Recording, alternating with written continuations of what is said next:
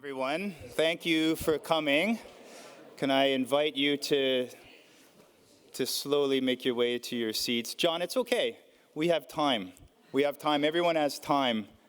I know everyone's tired. It's the last technical session of the Stockholm World Water Week, and I think I'm seeing more people here in this room than I saw, at least in the lunchroom, a little while ago. So really, really appreciate those of you that have come in person to this room.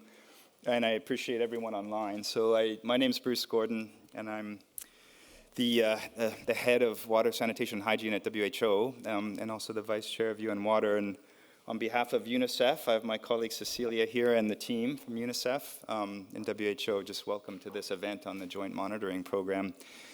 And I hope, and I think you're here because you're here to learn, and we have some wonderful new data that sheds light on the status and trends of the world's water, sanitation, and hygiene, and I think you're going to hear from the experts. And one thing that I find also exciting is that you might have had a chance to look at the report. I hope. By the way, can I just get a sense? Are people familiar with the Joint Monitoring Program? I think like I'm probably preaching a bit to the converted. But nonetheless, I will remind you a little bit of the history so we can appreciate the context and the evolution. No, I won't drag it out too long. But I have to hold back a little bit. It's the opening part of the show, and before you get an insight into all the exciting new data. So you know that the Joint Monitoring Program has been kind of publishing to the world since 1990, right? And that's more than 3 decades. And the other thing I wanted to say is there's so much monitoring going on in the world now. And this JMP program, it's not about like models, it's not about, gross extrapolations or questionnaires. This is really hard data, and I really get excited when we talk about this data because, it's coming from households, it's coming from credible sources of national data, administrative data, regulatory data. So it's really, it's really accurate. It's the best we have. It's our gold standard for data, and I think that's probably why you're here, right? And the other thing I wanted to mention is I think that over the years, the JMP has done a lot more than measure. We like to put our monitoring program in a little basket, and they do their monitoring, but they've been influencing and shaping global policy.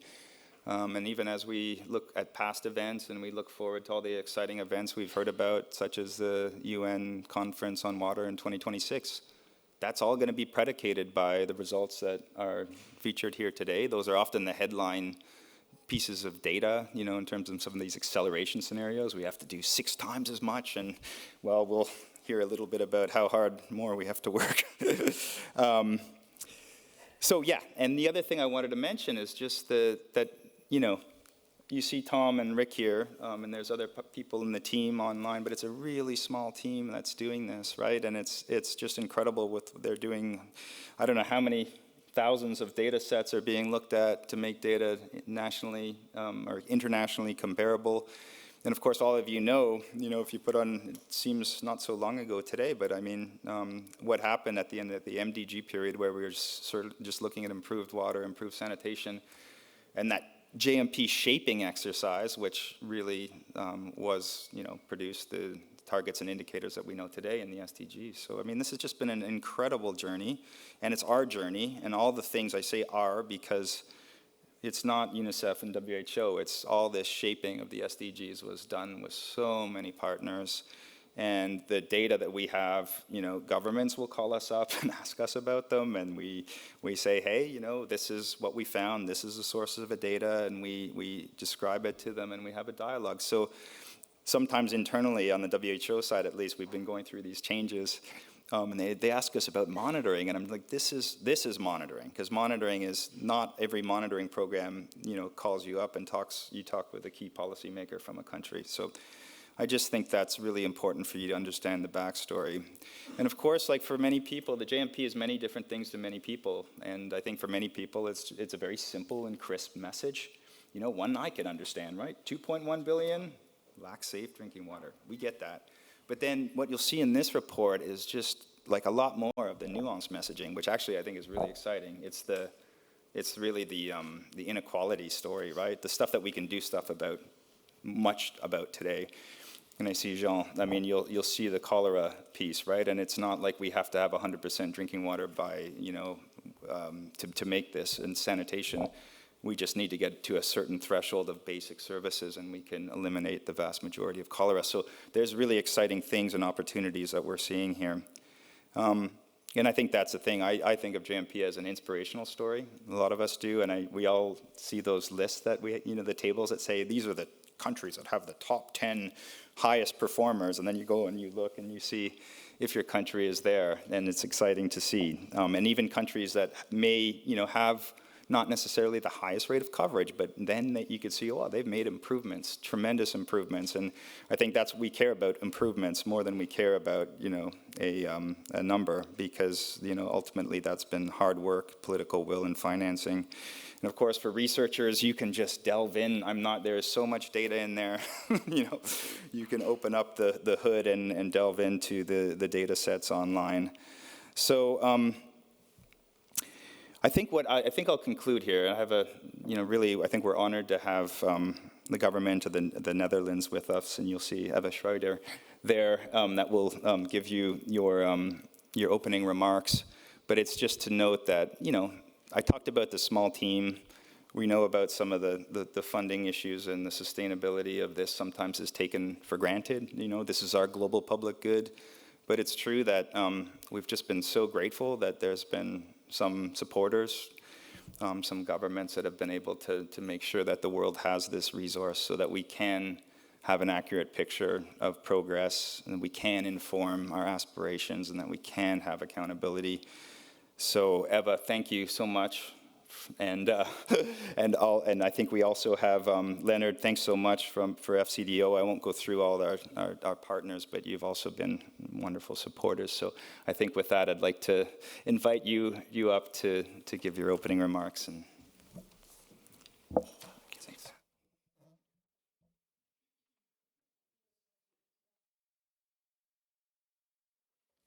So. Thank you, Bruce. And it's really good to see. I think you mentioned that there are so many people in this room on the last day of Stockholm. And I'm also happy to be here myself. So good afternoon. And as Bruce already elaborated too, I think the Netherlands has been a long-standing supporter of the Joint Monitoring Program. And so that's an extra pleasure for me to be here today, and also to celebrate the release of the report. That's extremely relevant and valuable and used by many partners in the sector, countries and donors alike.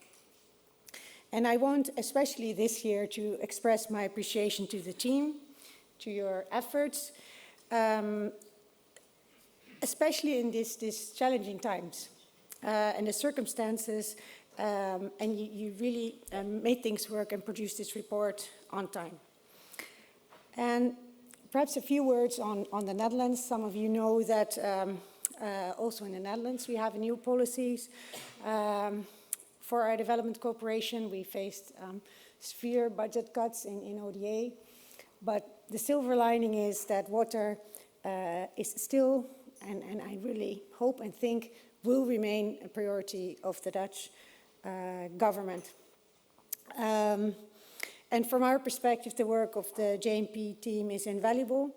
It's crucial, it was mentioned by many, to monitor and track the progress on SDG 6 and providing guidance for sector partners and governments. And as such, is fundamental importance to the global water and wash sector. And we really welcome also the efforts of the JMP as it supports countries to identify targets and unserved rural populations and vulnerable groups.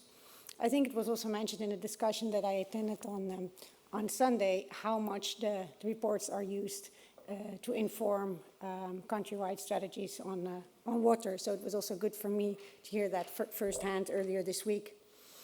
And with the focus on the importance of tackling inequalities, the JMP 25 update highlights persistent inequalities between and within countries, which is of assistance regarding the question, how do we make sure that the limited resources reach those with the greatest needs, leaving no one behind?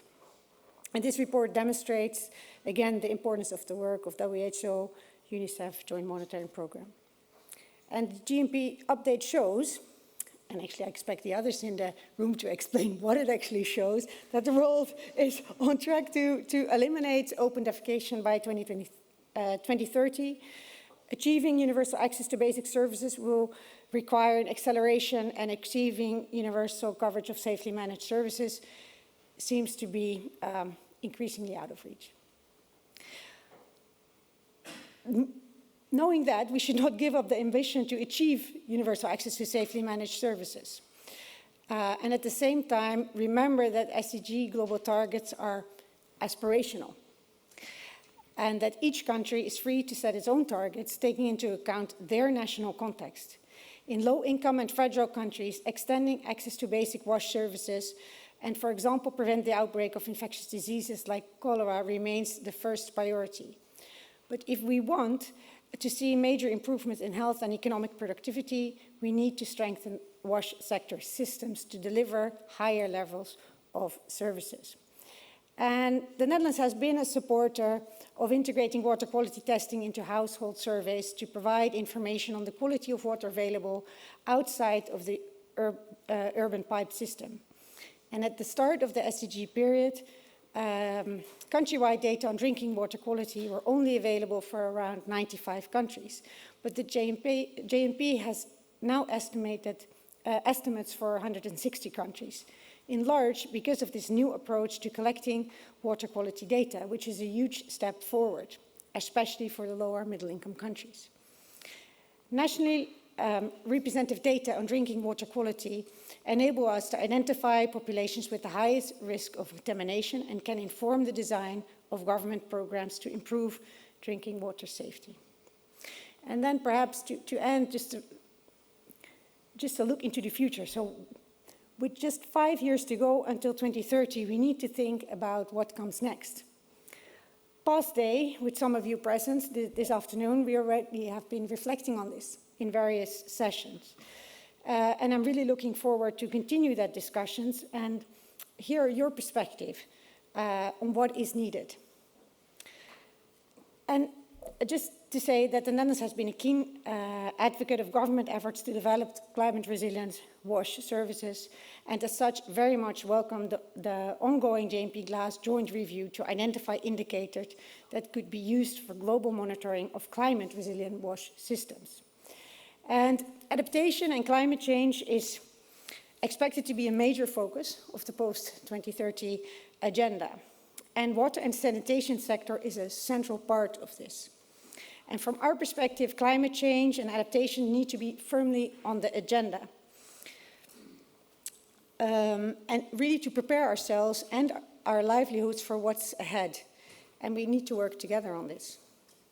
And we also welcome the merging of new indicators, such as those on menstrual health or bathing, which are highlighted in the report. Let me finish by again emphasizing my appreciation to the team for their efforts, for providing us, governments, policymakers around the globe, with this invaluable monitoring data, and as such, contributing to the much needed acceleration of SDG 6 and a life of dignity for all. Thank you very much.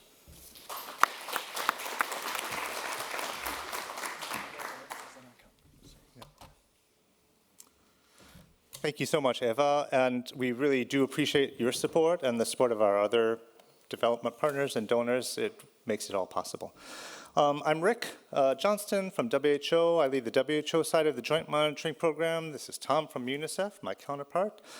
We are now 35 years old. As Bruce said, we were established in 1990, so we've come a long way. I want to also welcome Aicha Donmez from the UNICEF side. There are about 6 of us in all, so you really have 3 people, half of the team here. Aicha's online, so Aicha, are you able to say hello? Hi, everyone. Thank you, Rick. I hope you can hear me. Hi. Yes, we do hear you well. Now, this report that we're launching today has a special focus on inequalities.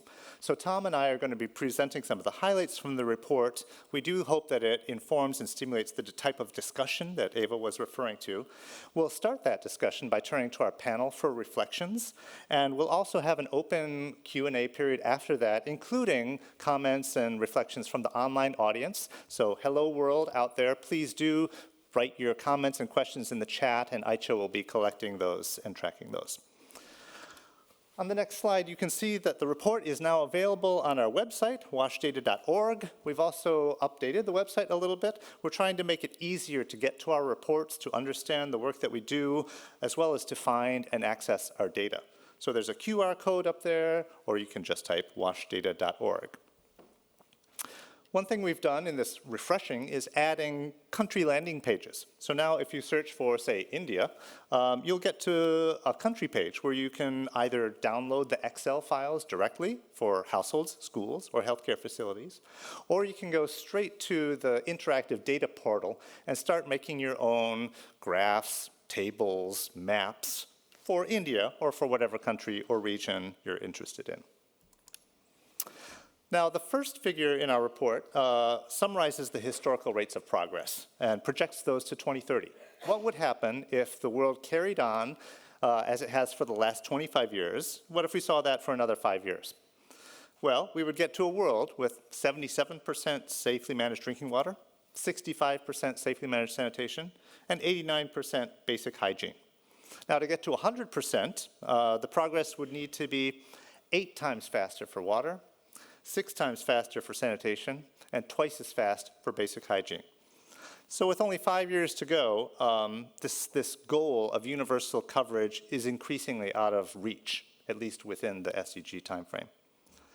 Even for basic services, we would still need to triple the rates of progress for basic drinking water and basic sanitation, which is really not an easy thing to do, especially given the added challenges that we're facing today with political and environmental difficulties.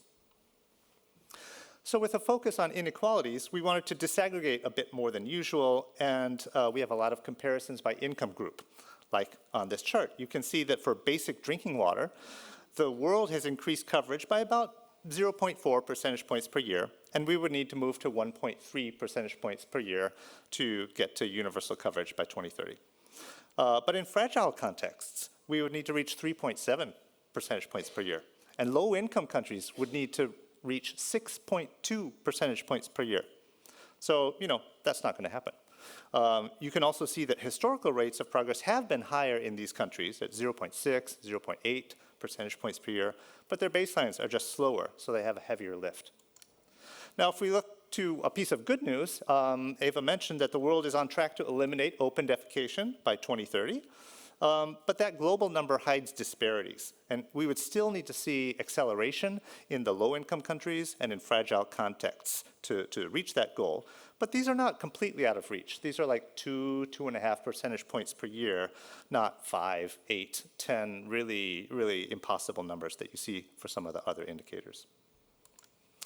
So that's about proportions of populations, but you get an important and different story when you look at the number of people affected. And this figure shows that even in the face of tremendous population growth, the unserved population has dropped dramatically since 2015. But when you unpack that a little bit, you see some interesting inequalities. First, on the left, the rates of progress have been faster in rural areas, but still the remaining unserved population is largely in rural areas. You see urban areas struggling to keep up with urbanization. And in fact, the urban population without safely managed drinking water has actually increased by 100 million people almost since 2015. And there's a similar story if we look at income levels on the right, where we see the unserved population dropping in middle income countries, but the low income countries, the darkest color on the bottom, the unserved population has actually increased. So the report focuses on different types of inequalities. I'm going to not go into details on these, but we can look at geographic inequalities like urban and rural settings. Laos does a nice job of disaggregating its rural areas into those who are near or far from an all-year road. So you can see inequalities, but also gaps decreasing. We look at different types of socioeconomic indicators, and sometimes that requires separate data collection. So in Paraguay, they field a regular census, but they also have a census of indigenous populations where you can see inequalities in service levels. And maybe the hardest of all is to look at individual scale inequalities. And in most cases, we're unable to do that because the data sources reflect household level characteristics. But for the menstrual health indicators that are emerging, those are collected at an individual level. So we can explore inequalities related to age or disability status. And of course, inequalities are not independent, they overlap. So there's a lot of interest now in indices. We have the WASH insecurity analysis that's developing. You can see in the map for Kenya that inequalities or insecurities are not evenly distributed. There's more challenges in the north and the east of the country. And in fact, that's where you see more of the cholera problems. The other figure that we've been working on is with the Global Task Force on Cholera Control, where you can see that 97% of cholera cases historically have been in countries that have poor drinking water and sanitation coverage. So I think increasingly targeting, even at a local scale within a country, you can have more effective resources. Tom, I'm going to pass over to you to speak about drinking water. Thanks, Rick. So I'm Tom. I'm also 35 years old. And I'm going to talk about drinking water. I'll then pass back to Rick to talk about sanitation and then show some highlights on hygiene and menstrual health. So this is what a joint monitoring program looks like. On the next slide, it's really important if you're going to look at a JMP report to understand the service ladders. I'm sure many of you are very familiar with them. But almost all of our charts refer to one of the rungs or one of the subcomponents on one of the rungs. And so getting familiar with these terms is important.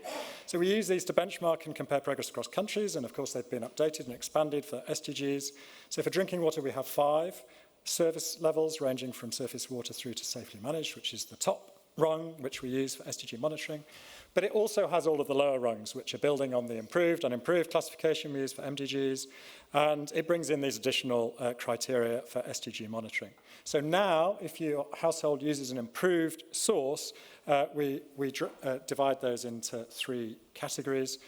So if it's beyond 30 minutes to collect drinking water, it counts as a limited service. If it's within 30 minutes, it counts as basic. But to meet this high standard that we've adopted for the SDGs of safely managed, improved sources need to be accessible on premises, available when needed, and free from contamination. And as you will see from the report, achieving this standard is very difficult. However, the good news is we now have national estimates for safely managed drinking water for 160 countries, and that represents 72% of the global population. So that's a really impressive improvement. We had just 95 countries, I think, at the beginning of the SDG period. We've got new estimates for countries that haven't been there before.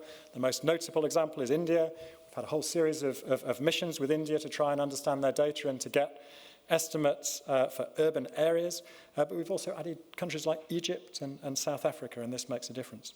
We're also losing a few countries, so for in those countries which only have a small number of data points or they don't have a recent data point, after a certain number of years we can no longer produce an estimate. An example is People's Republic of Korea. We only have data up to 2017, so we can extend for up to 4 years and then we keep the estimate flat for another 2 years, but then we can no longer make an estimate, so it only goes up to 2023.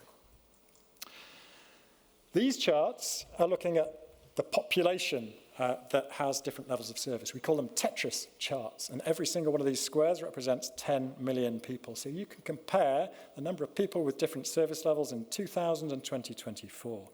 And what you can see here is that in 2000, there were more people living in rural, 3.3 billion, than in urban, 2.9. Since then, rural population has not really increased very much. It's gone up a little bit to 3.5. But urban population has increased by 2/3, rising to 4.7 billion people. So in that time, the population with safely managed drinking water has increased by 2.2 billion people. And over 2/3 of those, 1.5 billion, are in urban areas. So if you only looked at coverage, if you look at coverage of safely managed drinking water in urban in 2000 and in 2024, It was 83% and it remains unchanged. You are missing out on the 1.5 billion people who have actually gained access. So it's important to look at these data in different ways to understand what's really going on. By contrast, in rural areas, population has remained largely stable, but coverage has increased quite dramatically from 42% up to 60%. Next slide, Rick. JMP has a separate global database on inequalities, and we have estimates disaggregated by subnational region for about 110 countries. And one of the challenges we have is that the names and the boundaries for the subnational regions often vary a lot across the different national data sources, and the publicly available data often don't actually include the geographic coordinates, so it's very hard to map. So for this report, we're experimenting with some machine learning, which helps us to match the names to polygons and polygons to names where those are missing, and to do that using a geospatial repository at UNICEF. And what we're going to be doing is increasingly adding more disaggregated data as these become available. But what you can see is you get a very rich map of inequalities in Africa, very stark inequalities across subnational regions. We've got 9 countries there with at least one subnational region where coverage of basic drinking water is below 25%. And in countries like DRC, coverage is ranging from 97% in Kinshasa down to 2% in Mongala. So that's a gap of 95 percentage points. Our last report had a special focus on gender, and this one also includes some charts showing gender inequalities in water collection. The one on the left is showing us the proportion of households in which men and boys, which are on the left of the chart, and women and girls, which are on the right of the chart, are primarily responsible for water collection. Unsurprisingly, as you all know, in most countries, it's women and girls who are primarily responsible. So in Malawi, for example, 76% of households where it's women and girls responsible. But the chart is also showing that women and girls are typically spending more time each day collecting water as well. So the chart on the right there is then looking at the proportion of women and girls who spend more than 30 minutes per day and the burden of collection and how that is distributed across regions. So those bubbles show you the numbers of people involved in each of those regions. And you can see that water collection is mainly concentrated in countries in sub-Saharan Africa and Central and Southern Asia. And then the other thing that we do in the report is we try to look at inequalities in safely managed drinking water, and we unpack it.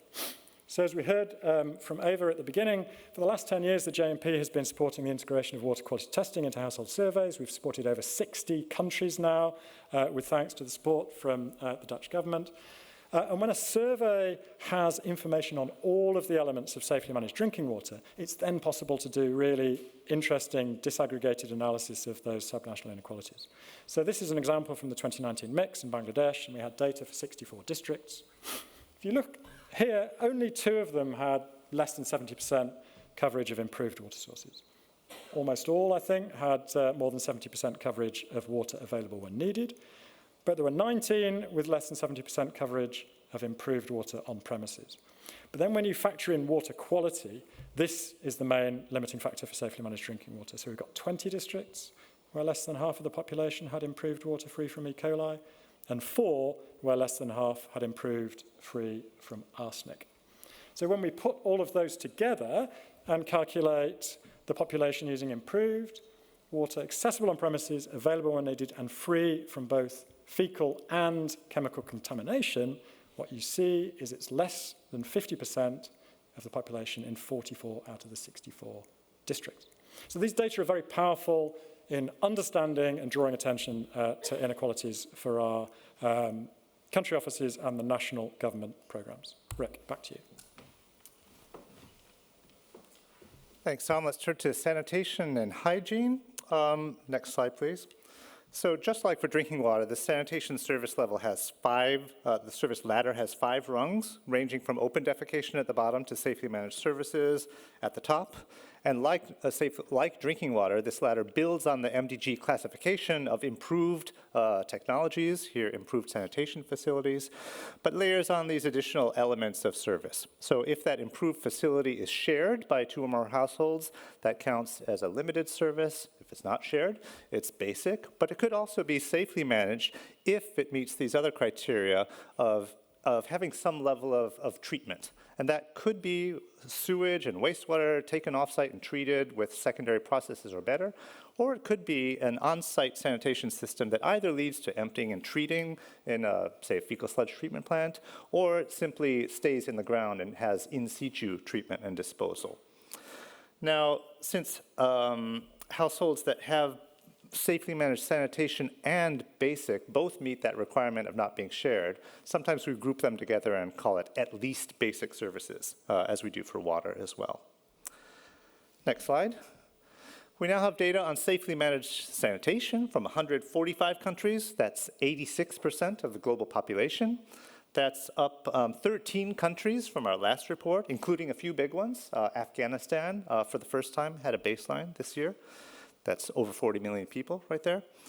But we did lose estimates for a few countries, as Tom mentioned, due to aging data, including in this case Honduras with about 10 million people.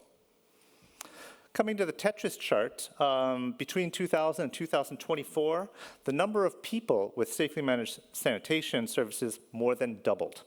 Okay? It went from 1.9 billion in 2000 to 4.8 billion in 2024. That's an increase of 2.8 billion people in 24 years. That's about 110 million people a year. That's like taking the entire population of Egypt and giving them all, or they all achieving safely managed sanitation each year. So it's tremendous. And most of that gain, about 60% of it, has been in urban areas. And that's partly due to urbanization, but for sanitation, progress is not just keeping up with urbanization. You see coverage as a percentage increasing from 48% to 66%. And in rural areas, the relative increase has been even faster. Coverage tripled from 17% to 49% in 2024.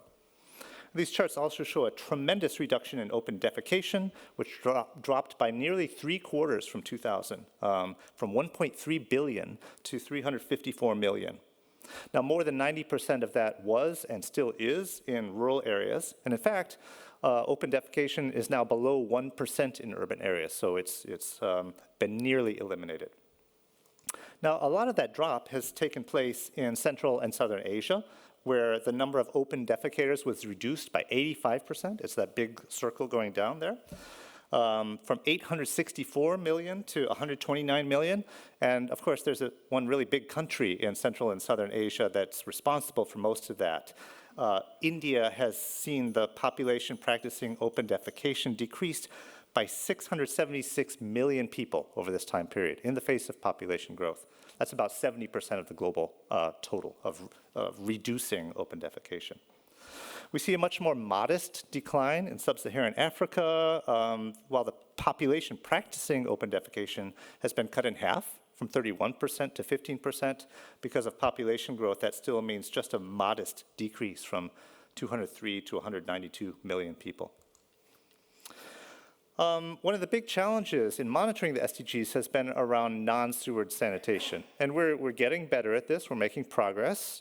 We had a big project with support from the Gates Foundation to monitor safely managed on-site sanitation to find out, well, what happens when pits and tanks fill up? You know, are there emptying services? Do the wastes go to appropriate treatment? And actually, we've just launched a training course on safely managed on-site sanitation, which we call SMOS. Please take a look at it with the QR code. But even before you get to emptying and transport and fecal sludge management type things, there's a very basic issue that pit or tank itself may be discharging unsafe wastes to the environment. So we've been working on indicators of containment, and one of the nice emerging indicators from household surveys is asking people if their pit or tank has, in the last year, collapsed or flooded or overflowed. And we only have data from a few countries so far, but you can see that in some cases, a lot of pits or tanks have flooded or overflowed or collapsed, releasing untreated waste into the environment. So obviously, those shouldn't be counted as safely managed services. It'll be interesting to follow those as we get more and more data. Tom, over to you for hygiene.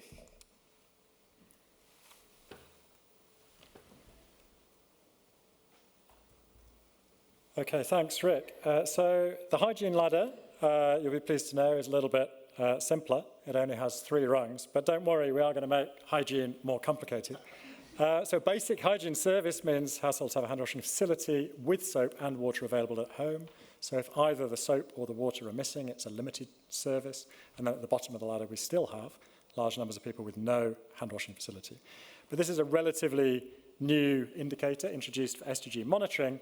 So on the next slide, you can see the number of countries for which we have estimates. It's now up to 91, compared with 70 at the start of the SDG period. And that represents about 71% of the global population. But you can also see that there's a large amount of grey on that map, especially for high-income countries, which generally don't collect this type of information. If we look at the Tetris chart, you can see that the Tetris charts only run from 2015 to 2024. But it's still interesting to do a comparison. So if you actually look at the global population since 2015, it's increased from 7.5 to 8.2 billion. And the net growth there was entirely in urban areas. In fact, the rural population has actually decreased slightly. So this just shows you the demographic shifts. And during this period, the total number of people with access to a basic hygiene service has increased by about 1.5 billion people, with around 680 million gaining access in rural and about 883 million in urban. So a much more even split than for drinking water and for sanitation. And in rural areas, the number of people with limited hygiene services was cut nearly in half, so from about 1.2 billion to 646 million. And in urban, a similar drop from around 602 to 397 million. So all of this is showing us that rapid progress in hygiene is possible in a relatively short space of time. And in the report, we do highlight those examples of strong performers that Bruce was talking about, but we also draw attention to inequalities, as that's the focus of the report. So these charts we call the equiplots, and this one is showing you coverage for Kiribati, which is a country within Oceania. So Oceania, the coverage is 43%, which is much lower than the global average of 80%. And Kiribati is around the second lowest coverage within Oceania. But then you can look within Kiribati and you look at the coverage gaps between urban and rural, about 10 percentage points, and also between South Tarawa and BTO island groups, so the main islands amongst within Kiribati. Similar gaps if you consider things like employment or marital status. But the coverage gaps start to get much larger when you look at things like educational status. So 66% of those with advanced levels having basic hygiene compared with just 44 with a basic education. But the really big gap on the far right there is for those with self-reported living standards. So we have 66% for those who report having a status well above average, compared with just 5% for those well below average. So this is an example of the type of data which we can find, which may not be standardized, but is very context-specific for individual countries, where we can drill down and look at inequalities. But we're not just looking at basic hygiene services. That's been the main focus for the SDG period so far. But we're now, in this 2025 report, including 2 new global indicators on bathing. So here, in the... Is it moving, Rick? It's moved. Thank you. Here in the 2025 report, we have the proportion of the population with bathing facilities on premises, and also the proportion of the population with bathing facilities on premises with water available. And we were able to find data to make estimates, comparable estimates, for 85 countries. Many of those are upper middle and high income countries. And we found that many of those had near universal access, so about 50 of them. But in countries like Mongolia, where we also have data on bathing, then you can see some really dramatic differences here. Again, we can analyse by urban and rural and types of city and regions and provinces. But if you look at education level, for example, if you look at the type of dwelling and you look at wealth quintiles, we see really enormous differences. So just to give you an example, among the, I think it's the Baga ethnic group, we have 85% had bathing facilities on premises with water, compared with just 46% amongst the Khalq. And the Khalq are the majority in Mongolia, and just 10% amongst the Ould. So really big differences. And then what's interesting about Mongolia is they have very different types of dwellings. And so about 1 in 4 people, I think, live in yurts, which are called gurs, and almost none of those, less than 1%, had coverage, compared with about 96% of those living in apartments. So again, highly context-specific information on inequalities, but it's interesting, and it can help to inform what we're doing in those countries. Last but not least, menstrual health. So these are relatively new indicators. As you know, we always have a chapter on menstrual health, and we do in this report as well. But one thing that has been happening is that we have had 4 indicators that we've been using since around 2016. One on knowledge, one on materials, one on facilities, and one on the impacts on participation during menstruation. These are based on questions that are asked to women and girls aged 15 to 49. And those have been asked consistently for a large number of countries since about 2016. But we're now entering a new round, so we've reviewed and refined those indicators and introduced some new ones, which will be part of the 7th round of UNICEF multi-indicator cluster surveys. So we've kept one on awareness. For materials, we're looking at not just use of materials, but whether women and girls have enough materials. For the private place, we're focusing on changing, because changing and washing was giving us different types of information. And then for participation, we're separating out participation in work, education, or training, or social activities, so that we can disaggregate amongst those categories which are applicable for different women and girls.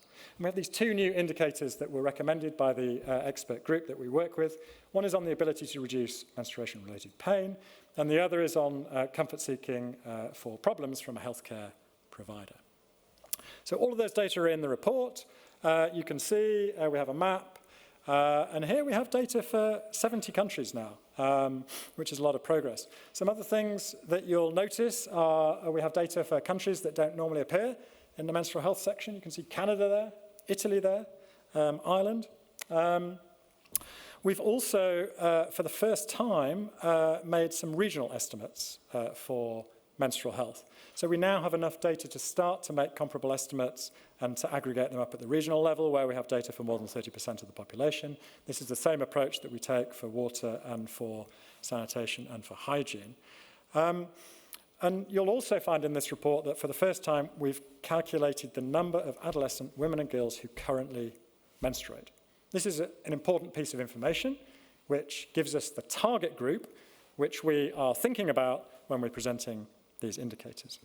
So we estimated using some assumptions about the age of menstruation, the average age of menstruation, based on literature from different regions of the world, that during 2024 we had approximately 2.1 billion adolescent girls and women. That's about 52% of the global female population. It's about 26% of the total population who menstruated. And this includes about 306 million in least developed countries and 544 million in fragile contexts. And we know that women and girls in those places are much less likely to have their menstrual needs met. Last slide, because this is a lot of information. In our reports, we like to show what we call data progression. We show both the number of countries which have estimates, and we break that down into the different income groups, but we also show the percentage of the population for which we have data in each of those regions. So that's the chart on the left-hand side, and you can see steady growth in coverage of data for basic drinking water and for safely managed drinking water. And you can see this big spike for Central and Southern Asia as we've added India finally, and now we are able to calculate estimates for nearly all of the population of Central and South Asia. On the right-hand side, we're also tracking the number of data points that are going into these estimates for drinking water and for sanitation and for hygiene, and the number of data sources that go into estimates for each year. And so you can see there's been a steady growth since 2000, the number of data points that are used, about 175 sources per year between 2000 and 2010. And then you can see it sort of tails off slightly and that it's much, much lower for hygiene and for menstrual health, as you would expect. But one of the things we're looking at is we have far fewer data points to make estimates for 2023 and for 2024. On the one hand, you would expect that because it takes time for data to be published and for it to make it into the JMP ecosystem. But we also know that many of those surveys have been postponed or delayed or in some cases cancelled due to COVID or to funding cuts. And so we wait and see whether this is a trend or whether we will continue to be able to use the same number of data points to make these estimates.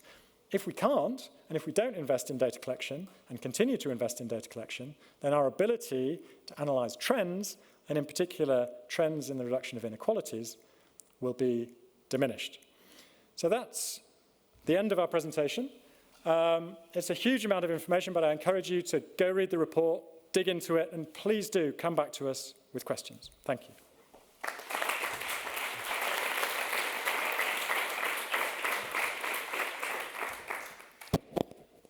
Now, for the next section, what we want to do is to convene our panel to give some reflections on the data and what it means and what we should be doing in response. So I'd like to invite the panel up onto the stage.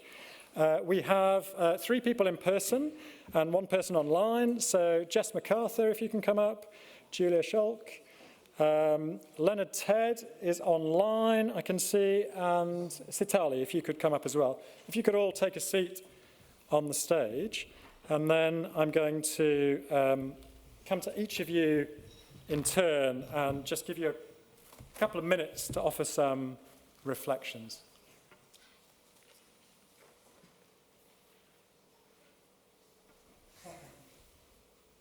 And Leonard, I want you to just check that you can hear us. Perfect. And I'll come to you the 3rd out of 4, if that's okay. So stand by. Okay.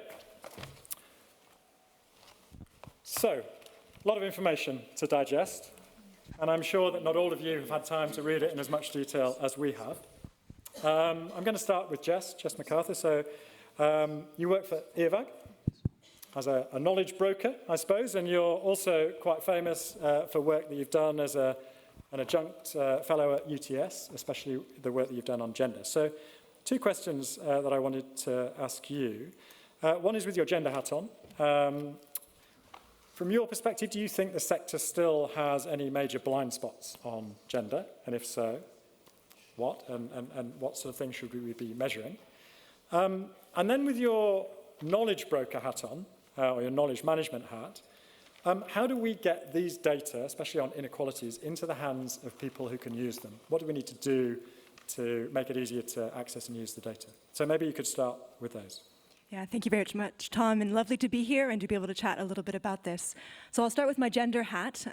As Tom mentioned, I'm an adjunct fellow at the Institute for Sustainable Futures in Australia. I'm Canadian by my accent, living in Switzerland. It's just a bit complicated.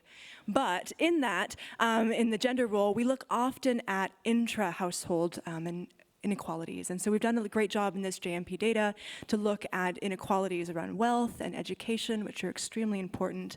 Also looking at urban-rural divides, which are also important. But one of the emerging trends in the gender wash measurement space is looking at intra-household data. And I think that's one of our current blind spots. And the question I have for us as a sector, as we're wrestling with it, is that the job of JMP? Is that the job of governments? Is that the job of NGOs or civil society partners? And what kind of data do we actually need to know? So there are tools like iWise or the Wash Gym that help to start tackling where do we see inequalities within households, because even if you have a toilet, as many of you know, that toilet may not be accessible to all people in the home. I've seen this many, many times, right? So the toilet's there, but there are rules around who can actually enter, use, and enjoy that toilet, I guess, yeah. So that would be on the gender side. And then maybe moving to the knowledge brokerage side. There was a lot already said. Bruce did some great thinking on this in his very opening statements. But if we think about who are the users of this data, Many of us in the room are users of this data. Many of us have downloaded many data sets from washdata.org. But I think we also have policymakers, we have researchers, we have programmers, many, many different types of users. So in my knowledge brokerage job, we're in the process of doing large stakeholder mapping, trying to understand the breadth of the sector and who's using what types of knowledge for what purposes. So I think of researchers being able to access the WashData website. Congratulations on the new design, it looks great. But also policymakers being able to use those kind of high-level sentence or two-sentence summaries for their work, but then also in countries, teams like my crew in Bangladesh being able to use the Bangladesh-specific data for their own work in country. So I think as we think about kind of inequalities or making data accessible, things like language is really important and very critical, and ability to access things easily, which I think you guys have done a great job on. So congratulations to the team as well on the new report. Okay, thank you very much, Jess, and some good food for thought there. Could you pass over to Julia Schalk, so Director of Policy and Programs, I think, for WaterAid Sweden. And you've done a great job in amplifying the report and drawing attention to the data. I know WaterAid is possibly a power user of JMP data. So maybe you could reflect on how does WaterAid use the data and what are you trying to do with it, and do you have any thoughts on other ways in which it could be packaged to make it more useful? But also, this report shows very clearly that we have these persistent inequalities. And this is a major focus, I know, for WaterAid and for the wash sector as a whole. So what should the wash sector be doing differently, do you think, as WaterAid, to help us try to tackle this persistent problem? And if you've got any examples, especially from programs, that would be super. Thank you. Wow, it's two huge questions, but I try to answer them, starting with the first. Power user, that sounds sort of like a Duolingo star that we get, something fantastic. It works very well. Let me start by first congratulating both UNICEF and WHO and national governments, of course, on the progress that's been made in terms of the number of data points that we now have available. It's fantastic to see national and regional and global trends and data that we have. There's still some way to go, and I'll come back to that, of course, but the progress made is really great. I was slightly worried in the presentation seeing the numbers for 23-24, and the fact that we actually still, I mean, it is fantastic to have 72% for drinking water data points, amazing. But that also means that there's still 28% that we're actually missing for drinking water. That's approximately 2.2 billion people that's still missing. And given the theme of this particular report on inequality, that gap probably masks quite a lot of inequalities in an act in itself. So it's more of we're all aware of this, and we're all supporters in the room to have more data, but it's more of an encouragement to ensure that we all together work to have more data, especially if we want to tackle inequality. That was my intro. Now answering your question. WaterAid uses really JMP data all over for very different purposes. I think just if you'd go into any of our different websites around the world, you'll see JMP data as a reference for communication. It's everywhere. We use it for trend analysis, of course, at different levels. We use a combination often of health data and wash data. To explore specific investments and programs where they should be most targeted. We use it in our dialogue with both local and national governments to ensure that interventions are effective and policy development, and as they develop strategies. One very concrete example is the work that we did was we supported the SADC region, all 16 members, using JMP data to develop a hygiene strategy. We have specific roadmaps, and these are just two examples. It happens in all our country programs, but in Ethiopia and Zambia, where we could use JMP data to support long-term development on hygiene roadmaps. So it's it's everywhere and for different purposes. We use it a lot in campaigns, just communication and advocacy. So it is a very important tool for also communicating what the state of the world looks like in terms of WASH.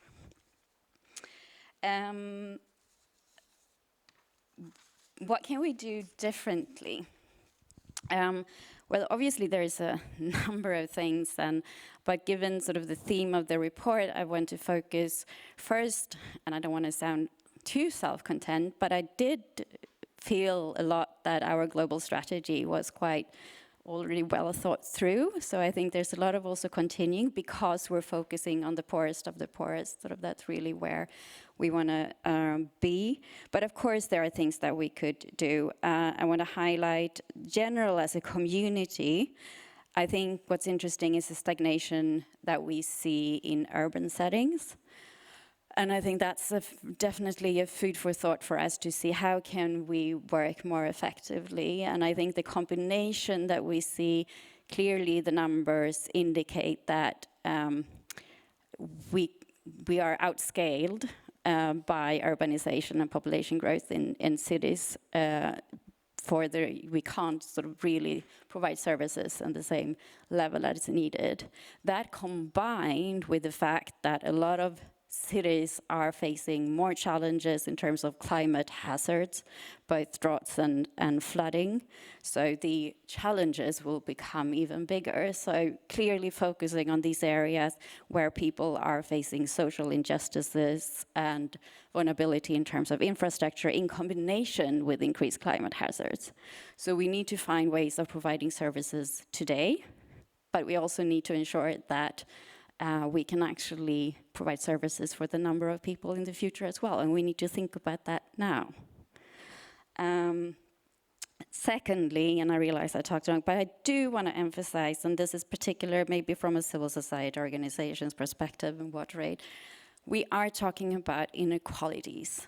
And for that reason, we need to make sure that the people that are either now hidden in the numbers or are visible in the numbers, but they are not reached, the poorest of the poorest, or social groups, ethnic group, women, girls, that we cannot reach today, that their voices are heard. So ensuring good governance, that means good accountability mechanism, transparent decision, but also a platform where grassroots organization and people that are not reached can be heard. And I think this is something that we as a civil society can do. And we are now intensifying our 2 global campaigns, one on women's health and one on climate. And the whole purpose is to really create a powerful movement together with women's organizations, for example, or climate activists, to ensure that we are hearing from the people that we're not reaching. Wonderful. Okay, thank you very much. So I'm going to move smoothly on to Leonard Ted, who's online. Leonard's a senior advisor at UK FCDO and a strong supporter of JMP over the years, for which we're extremely grateful. Leonard, 2 questions for you, but you can also offer, reflections on the report and other things. I mean, the same question, how does UK FCDO use JMP data, and how do you think about prioritizing limited resources that you may have for investing in WASH? And what is the role of these data in the dialogues that you're having with national governments? But also in the report, you'll see 5 years to go, I think, is the title of this side event. And we've highlighted the fact that safely managed is increasingly out of reach. So how does UK FCDO go about thinking about priorities? Do we double down on the existing agenda, or do we have to try and focus on a small number of things that we think we can achieve in the next 5 years? Over to you. Great, thanks, Tom. I'll speak to those. But just by way of opening, I mean, really to welcome this important report. It's every couple of years, and it's a real milestone to have got it over the line. So full credit to yourselves, the small team, to WHO and UNICEF, the strategic advisory group in the background, other donors, but really particularly the enumerator teams, right? And the multiple indicator cluster and the survey teams, census teams that go out and get the data that this then builds on. So they're sometimes forgotten, but to thank particularly the bottom of the pyramid that have delivered this.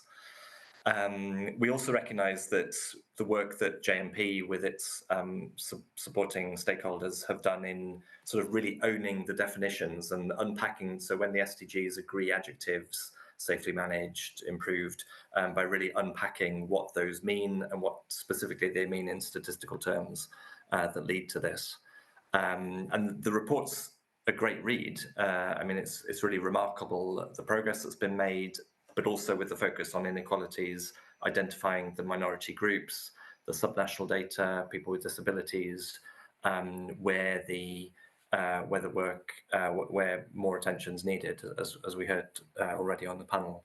I did like where the graph is inverted instead of showing the progress that has been made, rather showing where there's still progress to be made, where the numbers need to be coming down rather than going up. So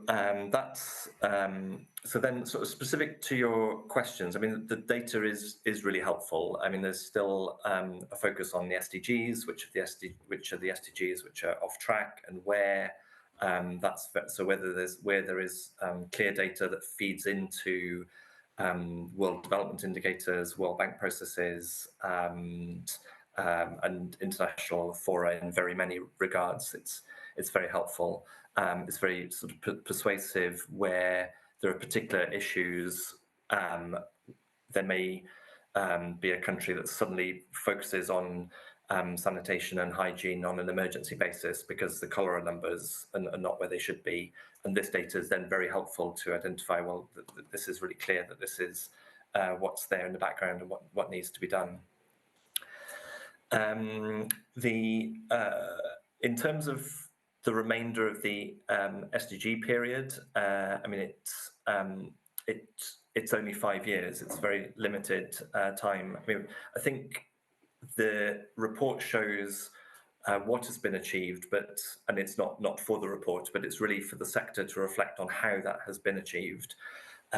What's been the financing story around households doing it for themselves, local governments delivering, even if resources are limited, some local private sector, and probably, frankly, international donor finance has not been the major driver between these huge numbers, particularly the big increases that you've seen in urban areas. It's not NGO or donor funding that's driven that at all.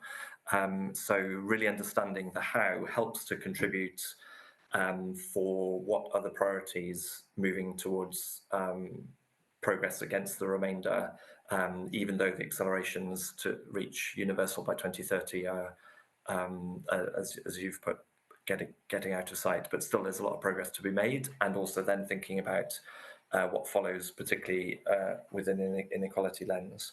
So where we've concluded on that is that it's really about systems, that we don't need to be using scarce ODA resources to be funding unit delivery of household water supply or improved sanitation. We've moved away from large bulk payment by results programs, which we have had, more towards systems, the financing systems, the regulation, subnational policy, accountability, and to have partnerships with countries.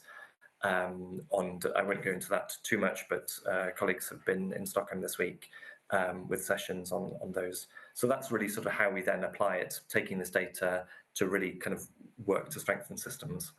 But thanks for taking time, and it's a great report. There's so many narratives that come out of this report, the urban piece, the positive progress that's been made, various dimensions of where there's still more to do. So there's so many stories in this data, and it's just so rich. Thank you.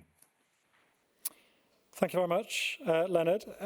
So I'm now going to move on, last but not least, to Sitali. Sitali, you're a senior advisor at Sanitation and Water for All, and so you're sitting in between government partners and donors and other stakeholders.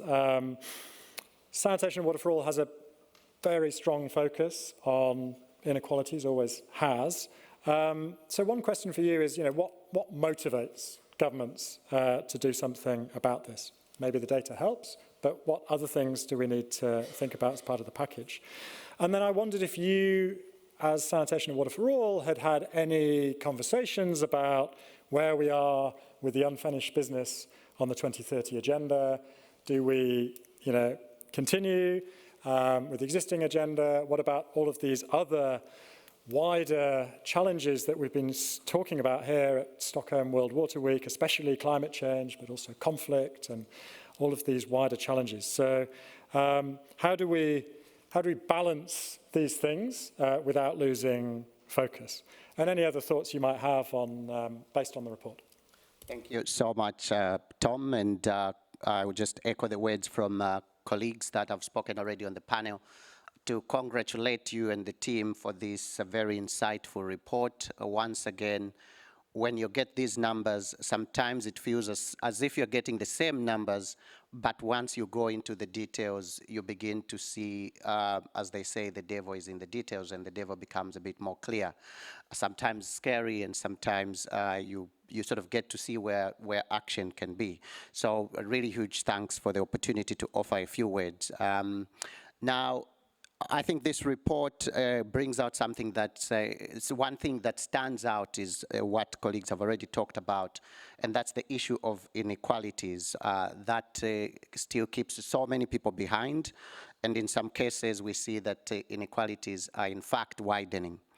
And what do we get from this? That progress is happening, which is good news, but that the elephant is still in the room, which is the problem of inequalities, and that requires action. And you ask a really good question, what motivates government? And I will come to that. At SWA, a partnership of 500 different institutions. Most of you in here are partners of SWA. 90 of those are governments, right at the front lines of the action that's required. We believe access to safe water and sanitation is about dignity, health, and fundamental human rights, and that everyone deserves this without exception. And at this point, I'd like to ask if it's possible to bring the very first photograph right at the beginning of the presentation you made. I did not see the PowerPoint you were going to do, but right at the beginning, this on the left of the screen. It's right, sorry, not left. And by the way, was this done by AI, the picture that you have in there? No. No, good. So this is a real person. Yes. That's the point I wanted to make. Mm-hmm. That's a real person. That's me 1982 to 1995. And there's still a lot of people out there today where that's the reality of life. When you walk up today, you tend water in your tap. There's somebody who had to get a container, and they had to walk some miles to get water to bring it back home. And this is 2025. So everybody requires a reasonable level of service, and it's saying a word that is not in the ranks, but this is required without exception for everyone. So the point I wanted to raise really is that this is relatable. When you put these photos, there were about 3 of them in the presentation. The last one had women, they were smiling, it was beautiful. Before that, there was 2 girls, I think, they were looking the other side, they gave us their back. But these pictures should tell us something about what's going on now. Now, what is SWA doing about this, which are the points that I will end with? SWA, together with different partners, are working on the heads of state initiatives to try and bring this message, this information, to the key leaders. They will listen to the numbers, but they also listen to the stories. And we're working with different countries to raise this politically so that heads of state, prime ministers, and presidents can push this agenda, so we can have a lot more Swachh Bharat-like types of actions that we saw in India. And we're grateful to UNICEF, to the UK government, the Netherlands, IRC, WaterAid, and others that are working in this area. Second to last point is that we're also looking forward to the sector ministers meeting taking place in a few months, where this evidence really plays a crucial role, not just from the side of getting ministers to be aware, but also in linking with climate, which is part of the theme of the meeting. Climate threatens the gains that we have seen, and so that conversation, bringing it to ministers, is crucial. Finally, I was worried to see the slide that you show with the one towards the end with data. So really good news, a lot more countries have been providing the data, but the current landscape in which we are with very limited official development assistance, not that it should be expected all the time to be there, I think what it just tells us is governments need to invest in this data. Hopefully we don't see a trend where this data goes down because ODA has gone away. Hopefully countries can invest in data collection because this evidence is important for decision making. Thank you so much. Wonderful, thank you very much. Now what I want to do, if we have time, yes. Okay, already some great points there. I mean, one on intra-household inequalities. I'm going to take that back and discuss it with the mixed team at UNICEF, which is very interested in this, but it's very challenging. But the point about languages, that is something that we're working on very actively, trying to put the data into multiple different languages, multilingual country files. Our colleague Francesco has done amazing work on that. So we are making some progress. From Julia, this idea of getting the same data to different audiences, I think that's a really interesting one. So whether it's women's health or climate change, these are different communities. They don't understand our data in the way that the wash sector does, and that's a communications challenge. And then Leonard, this point about the how. So how did we achieve what we've achieved, and what's the story behind the progress that we see in the JMP reports? I think that's a really interesting point. The JMP and the GLASS are sort of sister programs, and we work increasingly closely together. And it's the GLASS that helps us to understand how we did it, but connecting the data is really important. And then Satali, the people, putting the people in front of the statistics, and of course linking it to the money. We have an opportunity for some open discussion. We have Aicha, who is online, harvesting the comments that will have come in from our online participants. So I'm going to go to her first, and then I'm going to come to the room. I'm going to ask our panel to stay here in case any of the questions are for the panel members rather than the JMP. But I'm also going to say that Jess might have to run away because she has to catch a train. So, Aicha, can you hear us? Yes, Tom. I hope you can hear me as well. We can hear you. Do you have any questions online? We had great comments, first of all, appreciating our report, and I want to appreciate those comments because we need always this, inspirational comments. One question has been raised by Opsuhiko Diriba. I hope I'm reading it correctly, and it was more on our plans, our current activities regarding strategies, I should say, to generate more data at local scale to reduce inequalities, rural versus urban representation at country level, and support for future decisions. So I try to reply a bit by emphasizing our support on mixed program, but I can leave the floor to you also if you would like to add more on this. Over. Oh, there's also now one more question from Jane. I haven't read it yet, but I can read it out loud. It is fantastic to see data disaggregated by disability in PNG WASH, Mexico and Mongolia, Ministry of Health. Many other countries collect data on disability using the Washington Group questions as per the data presented from PNG. First question, I have not gone into individual data sets yet, but do you have similar data for other countries?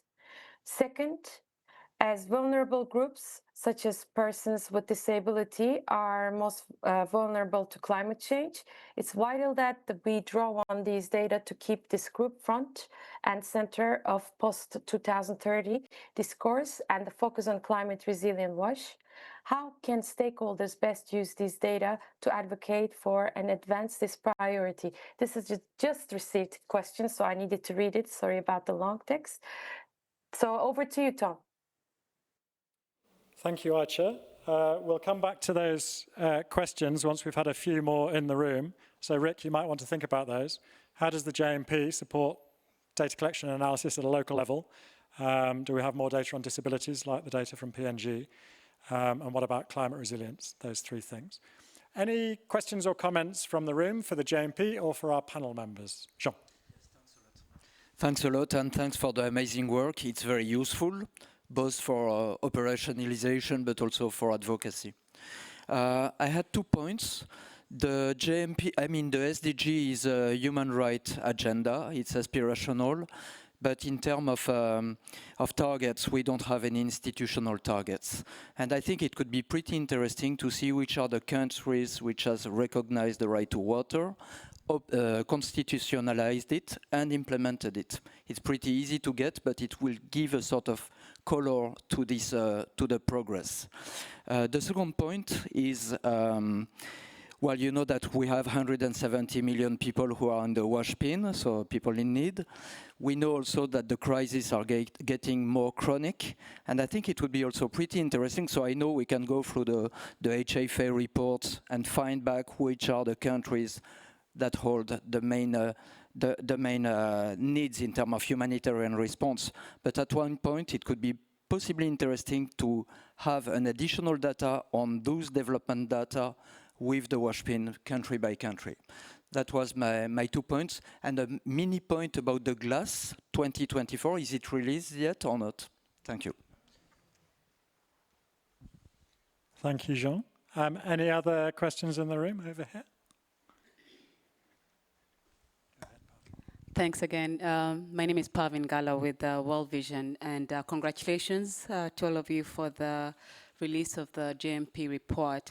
I was actually thinking when Sitali mentioned the generation of the picture, whether it was AI generated, as to whether actually, just considering the time and technology, as you've been talking about advancements around, or changes on the JMP report, what AI is doing, or at least how that's coming into improvements in the reporting for JMP.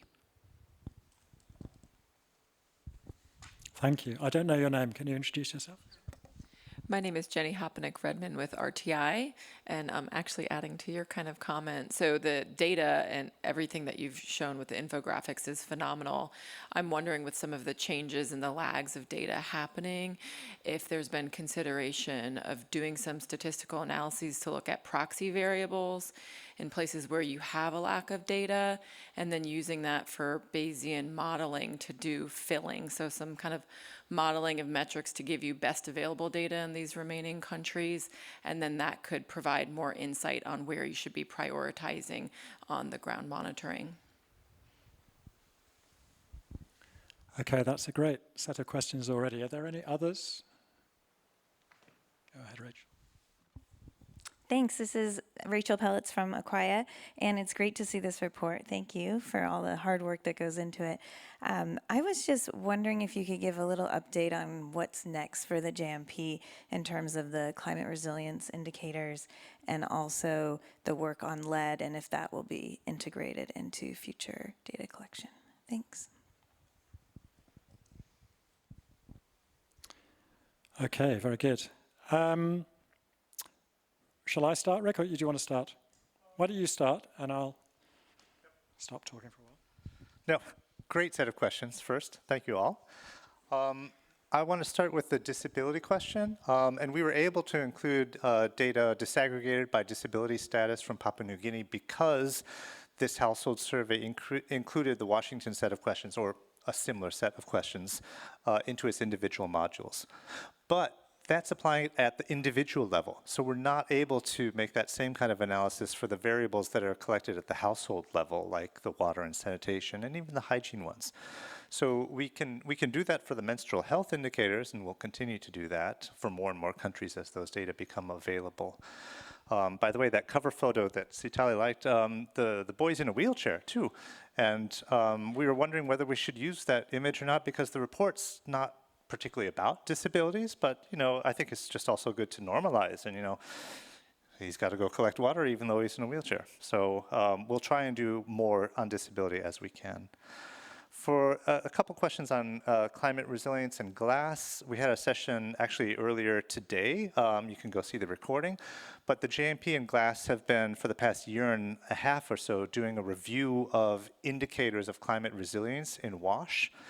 We're moving ahead to find a small set of indicators that could be integrated by the JMP and glass teams There's information about that on our website. I encourage you to look for that. We're planning also to have a webinar, probably in October, to give an update.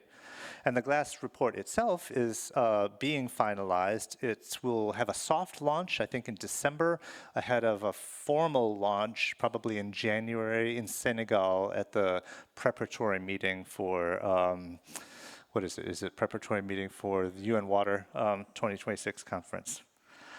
I want to give some things to Tom, so maybe Tom, you could mention the AI review underway, but I wanted to talk about this point about using modeling to fill in existing data.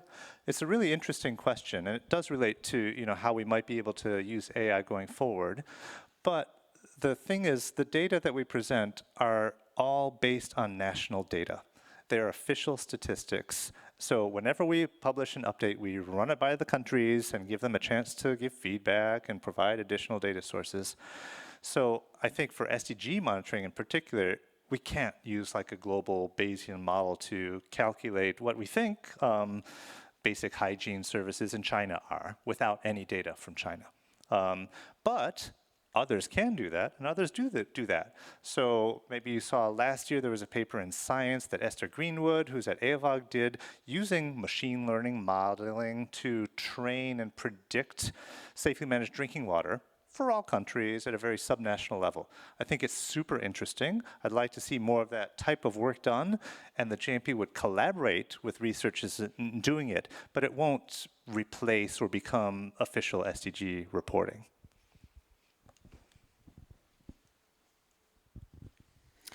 Okay, so a few questions left on the list. I think the first one was about how can we do this kind of analysis at a local level?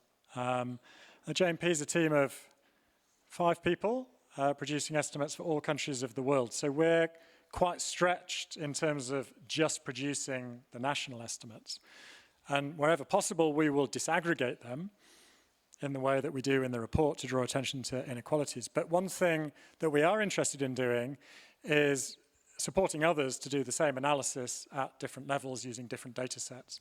So that's something that Aicha, who's online, has been working on a lot, producing sort of standardized templates for analysis. So a lot of the charts that you see in our reports can now be automatically produced for any given country or any given region, and so on. So we develop those templates, we support others to develop scripts to analyze the data to produce the rungs on the JMP ladder. That is definitely part of our work, and we see it as being very important. The disproportionate impact of climate change, we're working on this review, as Rick said, together with the GLASS to try and come up with some indicators of climate resilient WASH. But as we increasingly are able to map WASH services, then we will be able to do increasingly interesting analysis of climate variables, which are by definition geospatial in nature and unevenly distributed. They do not respect national or subnational boundaries. They are clearly a different type of data. So the key, I think, for the JMP will be to be able to map our data, which comes from population-based data sets, in order to be able to combine it with climate variables.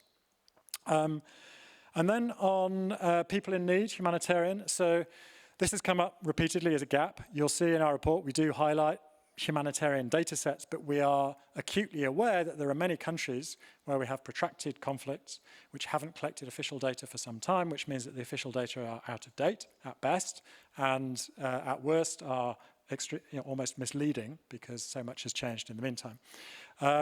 So this is an ongoing gap for us that we're working on. We're working on a review later this year to map the different actors who are working in the humanitarian space and to see how those data sets can be brought in and harmonized with JMP global databases. That's definitely on our agenda. And then the impact of AI. Aicha is actually working on a small review of how we can use AI within the JMP ecosystem. We don't have the answers yet, but there are a number of different ways. As Rick said, we have to be careful because we're using official statistics, and there's a lot of sensitivity around official statistics and how they are used, and We need to be able to trace and replicate the analysis that we do. But it may be that there are opportunities to use these tools to speed up certain parts of our processes, so searching and finding data, compiling data. We are already starting to standardize data sets for large programs like the MIX and the DHS, which come in a standard format, and so you can automate a lot of that analysis.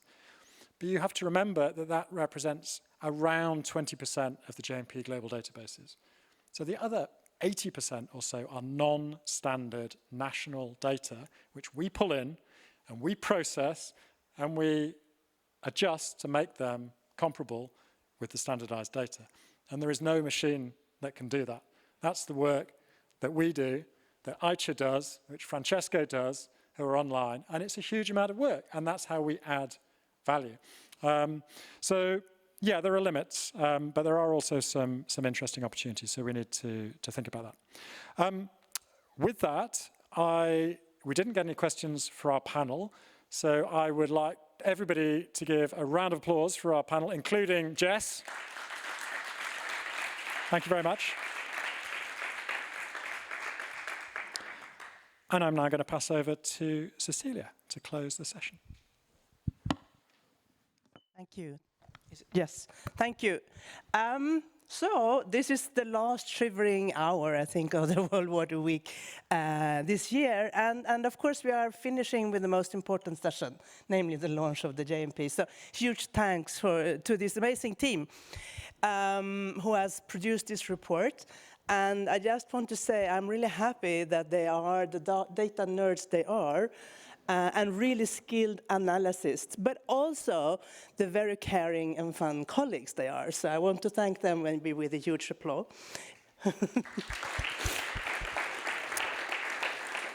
I have a very short final remarks here, and it's basically around 3 points, and we have touched on all of them in the room, but somehow I will see whether I can bring it a little bit together. So, unfinished agenda. This is where we are here, isn't it? We should deliver to people that are underserved, and yeah, that has no service at all. So the report shows that we still have billions of people that has gained access. And I think this is, again, we need to celebrate that too. We need to say that we know what we do and we're doing it right. But we also need to say acceleration is still needed. Ending open defecation and achieving universal access, the Millennium Development Goals. See, I cannot even say it anymore. But still, the agenda is still there. We need to provide basic services, and we can do it. I mean, somehow, how can we get our act together and ensure that this is happening? But then, again, we set ourselves up to a bigger mission, to really try to give people better quality of services. And I think we can also say this is probably out of reach this time. But we shouldn't give up on that ambition. It's still critical to get to safely managed services, both sanitation, water, and having hygiene there. Because without safely managed services, oh shit, my speech got, I lost it.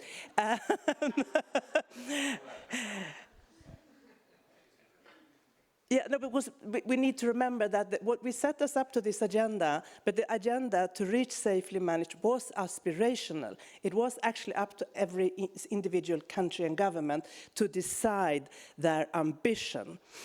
And I think in the low income countries and in fragile countries, basic services are still getting us a long way. It is helping us to cutting the spread of disease, for instance. We are talking more and more about the increase in cholera.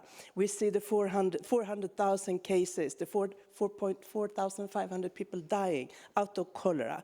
And this, we can stop that spread with basic services. We know we can do something about it. However, if we have higher aspirations, if we want improvements in health systems, we want improvements in economic development, jobs, etc., we and the stronger sector, we need to invest in safely managed and having the systems in place that ensure that the services are sustainable. So, Also, we have a report that is focusing on the persisting inequalities. And we know they are there within countries, between countries, and it's really difficult with the limited resources we have to do anything about it. But we, therefore, with the limited resources we have, need to target better. We need, particularly as the UN, this is our job. We need to go to those most hard-to-reach places, to those vulnerable communities, to those children left behind, and really start to focus on those. And if we want governments to work even more on those, we also need to help them to identify where they are. We need to work with the government's national systems so they are taking informed decisions, so they have their own monitoring to be able to take decisions to allocate the resources to those that need it most, and transparently in a way so citizens and people also can hold them to account. Yes. I think we might want to also say that, so we have come a long way in also to help governments to have access to national data and progress on their own monitoring system. But I think still we need to understand that there is less possibility or less chance that we can continue to do this and advocate for national monitoring systems if we don't have national data collection. National data collection is the basis, of course, for the government's own systems as well. And then we have talked about AI and do we need to shift the way we do. I think we need to remember what Tom said lastly, that this is about national data. It is about quality assurance. Yes, we need to think differently how we can get access to certain data. But just to remind ourselves that now the DHS that has also provided household services is discontinued. So now we only have the mixed surveys that we're doing. So the access to quality data is really diminishing as well. Lastly, the JMP as a global public good, and this is what we have been talking about. Many people have confirmed the importance of this data, and I think we all use it, and I can't imagine a day when I go to a meeting anywhere and I cannot pull out of my pocket the numbers that I should know by heart. By the way, the 2.5 billion people not having access to safely managed services, the 3.4 billion not having access to safely managed sanitation, the 38 percentage point people in fragile contexts that have lower access services than anybody else. So these are the kind of things you need to be able to talk to them, because this is advocacy, this is messages around how are we doing, the progress we are making, but also the gaps we still have. So I want to finish with recognizing again this very small team. I think we have talked about it, that are producing these global public goods with very limited resources.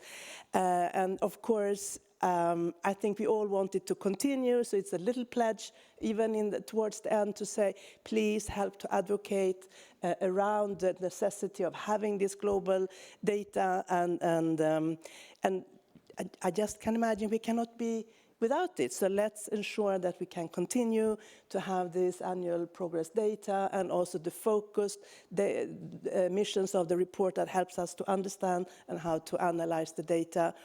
And then just thank the partners who are here, who are really supporting all the time and being the backbone of this production of the report. So maybe with this I finish, I think. Yes, we are over time. So thank you everybody for being here, and thanks to Stockholm, I guess, for the World Water Week this year.